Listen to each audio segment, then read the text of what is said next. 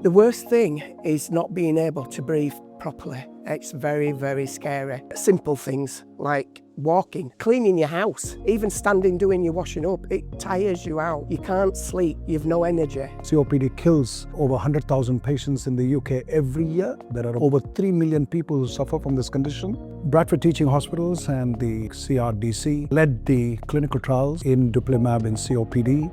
Way back in 2020 through to 2023, it recruited 8 participants into this trial, which recruited globally over 900 participants. I was actually lucky to be one of the first people to get this trial.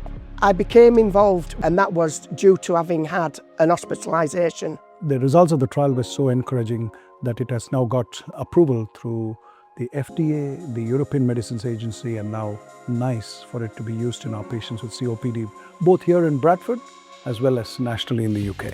So this is a fine example of the fantastic innovative research that's been done in Bradford with the BTHFT and the CRDC. The initial trials were held in Bradford, recruited in Bradford, and now we're able to use that data, those fantastic results, to open that up to the Bradford population that actually has COPD in much higher numbers than the average UK population. 1 in 3 patients with COPD express a certain form of inflammation within the lung. Dupilumab targets that inflammation and produces great improvements in their COPD outcomes.